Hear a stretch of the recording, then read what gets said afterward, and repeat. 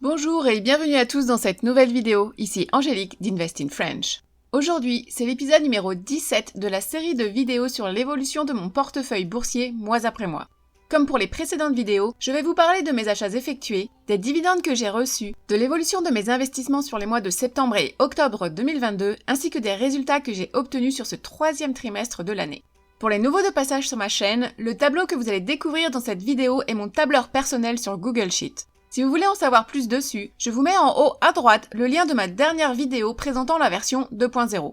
Je reprécise bien que ce tableau est sur Google Sheet et non sur Excel, donc pas besoin de logiciel particulier, seulement d'un compte Gmail pour avoir accès à Google Drive. Cette année, je n'ai pas fait de mise à jour particulière, quelques mini-ajouts, mais rien qui méritait une vidéo. J'espère pouvoir l'améliorer d'ici quelques temps, j'ai pas mal d'idées, il ne me manque plus que le temps libre maintenant. Si vous avez des questions, des remarques, malgré que je ne sois pas très présente sur cette chaîne cette année, je reste joignable ici, sur Facebook ou par email. Avant de continuer, n'oubliez pas de liker cette vidéo, de vous abonner à la chaîne, de cliquer sur la cloche et de commenter. Merci d'avance. Et maintenant, allons voir les résultats de ces mois de septembre et octobre. Comme d'habitude, commençons par les achats effectués, par compagnie pour les achats multiples et ensuite par ordre chronologique pour les achats unitaires.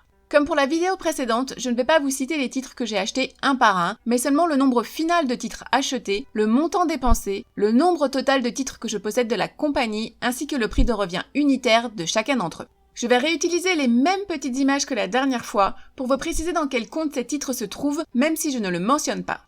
J'ai tout d'abord acheté dans mon TFSA 9 actions du REIT Granite, symbole GRT.UN.TO, pour un montant total de 664,44 $.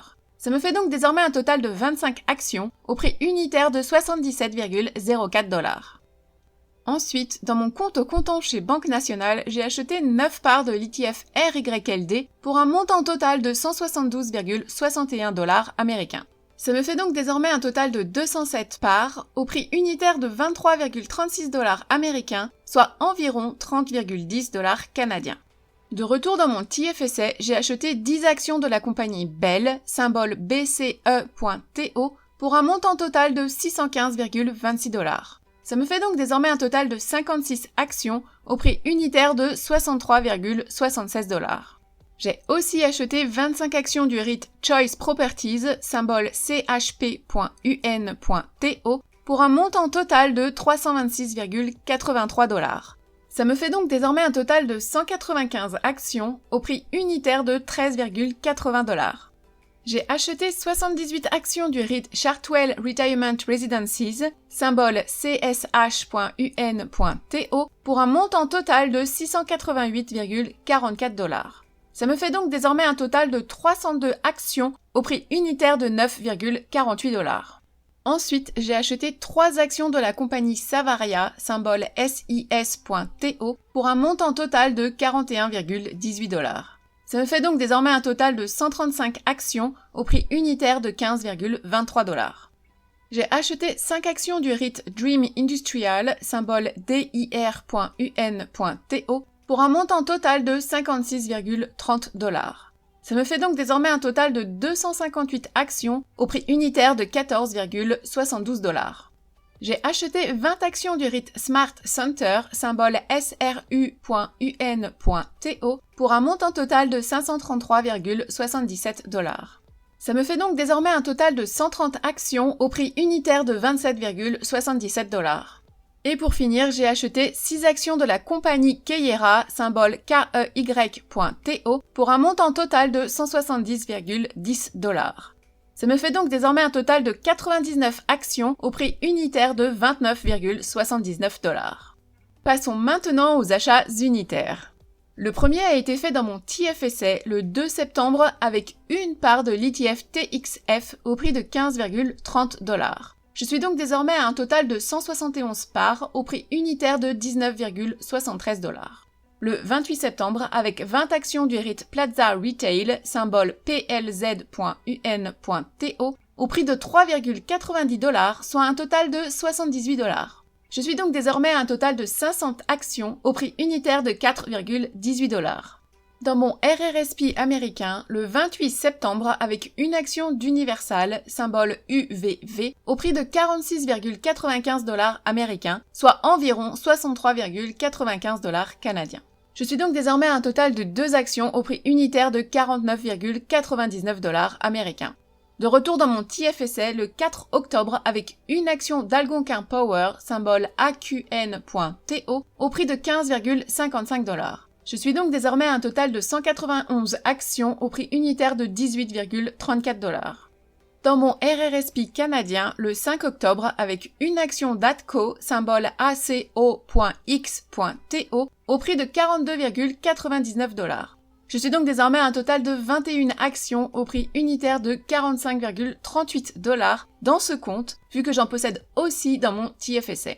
De retour dans mon TFSA le 7 octobre avec 5 actions de Fortis, symbole FTS.TO, au prix de 52,59 $, soit un total de 262,95 $. Je suis donc désormais à un total de 30 actions au prix unitaire de 56,86 $.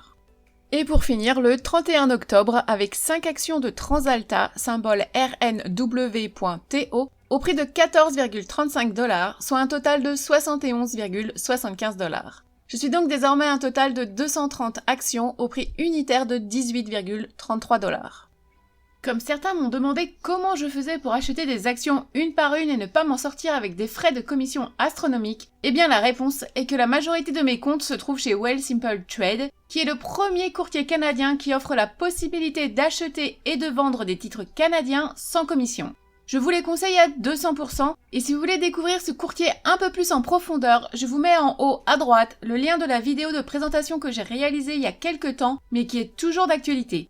Croyez-moi, ils sont vraiment géniaux et n'hésitez pas à utiliser mon lien de parrainage qui se trouve dans la description de chacune de mes vidéos pour avoir un petit bonus en argent.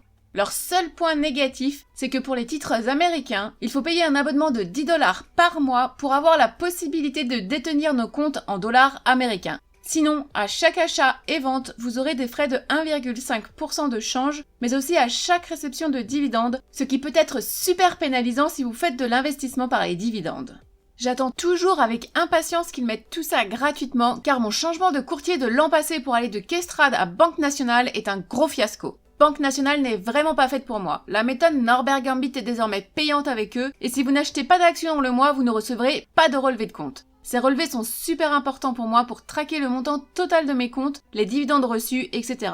Tout est fait automatiquement par ordinateur, ça ne leur coûte rien. Je ne comprends vraiment pas pourquoi ça les dérange de fournir ces relevés mensuellement, mais une chose est sûre, je n'en peux vraiment plus de ce courtier, et pour tous ceux qui veulent changer, à l'heure actuelle, je vous conseillerais d'aller chez Desjardins.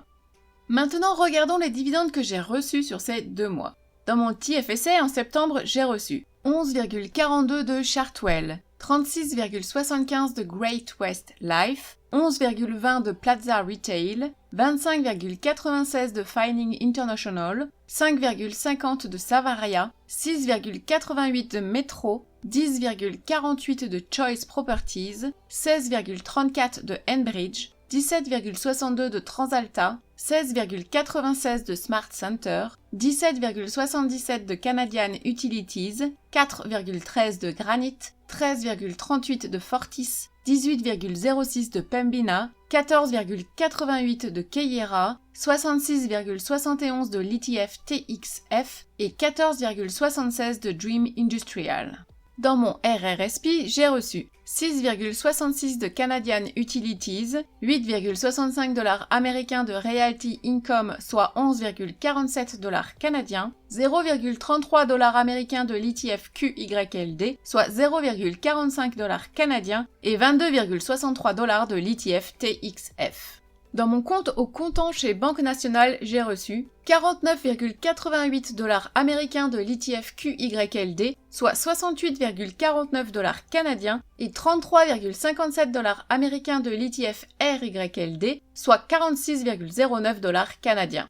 Et pour finir, dans mon compte personnel chez Wealthsimple Trade, j'ai reçu 0,44 $ d'alimentation Couche-Tard, 0,42 de Cenovus, 5,44 de Canadian National Railway et 1,11 de Dream Industrial. J'ai donc reçu pour ce mois de septembre un total de 472 $ canadiens ou 345,50 $ canadiens plus 92,44 $ américains. Si proche des 500 $ et en même temps si loin, c'est vraiment frustrant. En octobre, dans mon TFSA, j'ai reçu 11,48 de Chartwell, 47,68 de Algonquin Power, 11,67 de Plaza Retail, 5,76 de Savaria, 51,50 de Bank of Nova Scotia, 18,75 de Canadian Natural Resources, 11,47 de Choice Properties, 17,62 de Transalta, 22,35 de TELUS, 9,23 de ATCO, 18,96 de Smart Center, 6,46 de Granite, 18,71 de Pembina, 14,88 de Keyera, 46 de Bell, 14,93 de Dream Industrial et 13,35 de TD Bank. Dans mon RRSP, j'ai reçu 9,23 de ATCO, 4,40 $ américains de Coca-Cola, soit 6 $ canadiens, 8,68 $ américains de Realty Income, soit 12,05 $ canadiens, et 0,10 $ américains de Orion Office, soit 0,14 $ canadiens. Et dans mon compte personnel chez Wealthsimple Trade, j'ai reçu 1,11 de Dream Industrial. Ce qui donne un total pour ce mois d'octobre de 369,33 $ canadiens ou 351,14 $ canadiens plus 13,18 $ américains. Je m'éloigne petit à petit des 500 $ par mois, va vraiment falloir que je bosse là-dessus car ce palier est vraiment important pour faire rouler cette boule de neige plus rapidement sur le flanc de la colline. Si vous ne voyez vraiment pas de quoi je parle, allez jeter un coup d'œil à cette vidéo qui va vous expliquer en profondeur ce qu'est l'effet boule de neige dans l'investissement par les dividendes. Passons maintenant à la comparaison de la valeur totale de mon portefeuille boursier entre le mois d'août et les mois de septembre et octobre. Pour rappel, au 31 août 2022, mon portefeuille boursier avait une valeur totale de 80 468,66 $. Pour le mois de septembre 2022, mon TFSA avait une valeur de 53 197,06 $. Mon RRSP avait une valeur de 7 576,68 $. Mon compte au comptant chez Wealthsimple Trade avait une valeur de 1 702 $. Et mon compte au comptant chez Banque Nationale avait une valeur de 12 862,54 $. Ce qui fait un total de 75 338,28 $. Pour le mois d'octobre 2022, mon TFSA avait une valeur de 56 713,24 $. Mon RRSP avait une valeur de 8 099,28 $. Mon compte au comptant chez Wealthsimple Trade avait une valeur de 1 841,86 $. Et mon compte au comptant chez Banque Nationale avait une valeur de 13 358,71 $. Ce qui fait un total de 80 013,09 $. Si on fait la différence entre les valeurs d'août et d'octobre, ça donne une perte de 455,57 $. Sur ces 2 mois, j'ai aussi contribué de 2 500 $ sur mes comptes, donc la valeur finale de mon portefeuille a baissé de 2 955,57 $. Des résultats dans le négatif, mais ça n'a pas vraiment d'importance, car je sais que d'ici quelques mois, tout ça ne sera que de mauvais souvenirs. Ce sur quoi je travaille à fond, c'est l'argent qui tombe tous les mois, et je dois dire que le total n'augmente pas assez vite à mes yeux, et ça, c'est quelque chose qui pourrait me mettre le moral dans les chaussettes. Nous voilà presque à la fin de cette année 2022, il est donc temps que je vous donne mes résultats du 3e trimestre. Niveau dividende, pour le montant total reçu pour ce 3e trimestre, il s'élève à 1200,36 $, ce qui donne 752,94 $ provenant de mon TFSA, 90,27 $ de mon RRSP, 10,07 $ de mon compte au comptant chez Wealthsimple Trade et 347,08 $ de mon compte au comptant chez Banque Nationale. Pour le montant total reçu à ce jour, il est de 4 162 $, ce qui donne 2 331,64 $ provenant de mon TFSA, 556,02 $ de mon RRSP, 19,17 $ de mon compte au comptant chez Wealthsimple Trade et 1255,17 $ de mon compte au comptant chez Banque Nationale. Pour le deuxième objectif que je me suis fixé en ce début d'année, celui sur la valeur de mon portefeuille boursier d'un montant supérieur à 100 000 $, je travaille dessus, mais ça risque de ne pas arriver malheureusement. Enfin, verdict tout bientôt. En attendant, à la fin de ce 3e trimestre de 2022, la valeur totale de mes comptes était de 75 338,28 $. Si je fais la différence entre les résultats fin du deuxième trimestre et ceux fin du troisième trimestre, ça fait une perte de 272,75 $. Mais si je ne tiens pas compte des contributions que j'ai faites, mais seulement des dividendes reçus ainsi que des fluctuations de prix des titres, ça fait une augmentation de 423,40 $. Comme on l'a vu précédemment, fin octobre, la valeur totale de mes comptes était de 80 013,09 $. Ce qui veut dire qu'en un seul mois, le montant total de mes comptes a pris presque 5 000 $ alors que je n'ai investi que 1 200 $. Les marchés boursiers sont très animés ces derniers mois, un jour ça monte, l'autre ça descend, donc surtout ne passez pas votre temps à regarder les totaux de vos investissements car ça peut vous rendre malade ou même vous faire faire des bêtises. Soyez patient et ne regardez que le montant total des dividendes qui tombent tous les mois. C'est ça qui doit vous mettre le sourire aux lèvres et les étoiles dans les yeux. Et surtout, gardez toujours en mémoire, si on ne vend rien, on ne perd rien. Et voilà, c'est fini pour cette nouvelle vidéo de la série de récap de mon portefeuille boursier. L'avant-dernière de l'année, c'est fou comme 2022 est passé super vite. D'ici quelques semaines, je publierai la dernière vidéo de cette série pour cette année riche en rebondissements, accompagnée de la récap de mes résultats annuels, ainsi que des objectifs que je vais me fixer pour 2023. Je dois dire que j'étais un peu dépassée cette année, je m'excuse de ne pas avoir été plus présente, mais mon travail m'a pris énormément de temps et d'énergie. Quand on rentre d'une semaine de 60 à 80 heures, on n'a plus la force de faire des recherches et des vidéos. Je ne vais pas vous promettre que l'année prochaine sera mieux car je n'en ai aucune idée, mais sachez que je suis très honorée de vous avoir à mes côtés et d'avoir dépassé les 3000 abonnés il n'y a pas si longtemps que ça. Voir la famille s'agrandir tous les jours me fait chaud au cœur. Donc merci à tous d'être encore et toujours là, bienvenue aux nouveaux, et je vous souhaite à toutes et à tous de très bonnes fêtes de fin d'année, une excellente année 2023 remplie de succès dans vos investissements et dans votre vie. Avant de clôturer cette vidéo, le refrain habituel. Ces vidéos sont faites à but éducatif et de divertissement uniquement. Je ne suis en aucun cas un conseiller financier ou un expert comptable, donc s'il vous plaît, n'investissez que dans ce que vous comprenez et que vous respectez. Merci à tous de votre fidélité. N'oubliez pas de liker cette vidéo, de vous abonner à la chaîne et de commenter. Merci encore et à bientôt.